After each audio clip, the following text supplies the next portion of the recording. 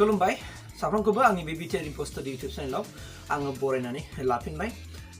दिनै नोंथांमोननि गेजेराव मोनसे खौरां आं होनो होननानै फैबाय बेनो जाहैबाय मा देग्लाय 2023 मायथाइनि जेनाखि सोलोंथाइ बोसोर 23 and 24 बे मोननै सोलोंथाइ बोसोरनि गोदान निउ एकाडेमिक सिजन बेनि एडमिशन जेनाखि कुचगाव इउएन एकाडेमियावहाय बे गोदान एडमिशन बे सिजोना सोलिबाय नोंथांमोना जुदि गाव गावनि गथ'खौ बर' रावजोंनो सोलोंथाइ लाहोनानै इयुनाव सासे आखा फाखा जुदि सुबुं खालामनो जुदि गोसो जादोंबा नोंथांमोना गोबाव खालामाजासेनो नैबे गाहायाव होबाय थानाय कन्टेक्ट नाम्बारावहाय कन्टेक्ट खालामनानै नोंथांमोना खबर लानो हागोन आरो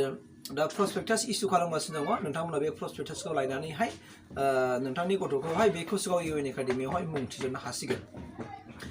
कुचगाव इउएन एकाडेमिनि सोमोन्दै नोंथांमोननि गेजेराव आं माखासे बाथ्रा फोरमायनानै होनो नागिरदों बे कुचगाव इउएन एकाडेमिया जाहैबाय 2009 मायथाइयावहाय जोनोम मोनदों आरो 2010 मायथाइनिफ्राय सोलोंथाइ बोसोर हिसाबै जागायजेनदों दा बेनिफ्राय लानानै नायोब्ला एनटिआर जोंनि गसाइगाव साब डिभिजननि सिङावनो गासैबो बर' मिडियाम फरायसालिफोरनि सिङाव बयनिख्रुइबो गोजौ मासियावहाय आवग्रिनानै दं बे कुचगाव इउएन एकाडेमिया बे कुचगाव इउएन एकाडेमियावहाय थांनाय 2016 मायथाइनिफ्राय स्टार्ट माने मेट्रिक जेनाखि आनजादखौ होजेननाय जादों बेनि जेनाखि फारिलाइफोरखौ नायोबा नोंथांमोना नुगोन जे इन्टायर गसाइगाव साब डिभिजननि सिङावनो बे कुचगाव इउएन एकाडेमिया माने बर' बिजों हिसाबै गोजौ मासियाव बयनिख्रुइबो जौसिन मासिखौ आवग्रिनानै लानो हादों स' नोंथांमोनाबो गाव गावनि गथ'खौ जुदि बेफोरबायदि मोनसे मोजां माने फरायसालियाव गाव गावनि गथ'खौ जुदि मुं थिसननो जुदि गोसो जादोंबा नोंथांमोनहा गोबाव खालामाजासेनो दिनैनो दानो कन्टेक्ट खालामनानै एबा मावख'सिम फैनानै प्रसपेक्टासखौ लांफैनो हासिगोन मानोना बेयाव एडमिसन होनाया जाहैबाय मा एलकेजि जायखौ जोङो बिथराइ होनना बुङो बर'आव बिथराइनिफ्राय क्लास 9 सिम बेनि मुं थिसननाय हाबाफारिया सोलिगोन स' नोंथांमोना जुदि गाव गावनि गथ'खौ एलकेजिनिफ्राय लानानै 1 2 3 4 5 6 7 8 9 10 बे 9 सिमनि गेजेरावहाय जुदि नोंथांनि गथ'खौ जुदि मुं थिसननो जुदि गोसो जादोंबा नोंथांमोना गाहायाव होनाय आं स्क्रिनाव होबाय थानाय कन्टेक्टआव नोंथांमोनहा कन्टेक्ट खालामनानै खौरां लानोबो हागोन मानोना बेवहाय गोबां माखासे सुबिदाफोर दङ बे कुचगाव इउएन एकाडेमियावहाय बाव बिनि जेनाखि फोरोंगिरिफोर बिसोर गासैबो माने रोंगौथि गोनां फोरोंगिरिफोर गोजा आरो बेसिकेलि बेयाव थानाय गासैबो फोरोंगिरिफ्रा बयहाबो जेनाखि डिलेट्स बे डिलेट रोंगौथि दङ आरो बेवहाय लाइब्रेरिनि सुबिदाफोर दं सम सम अनलाइननिबो बाहाय क्लास लानाय जायो मालाबा जुदि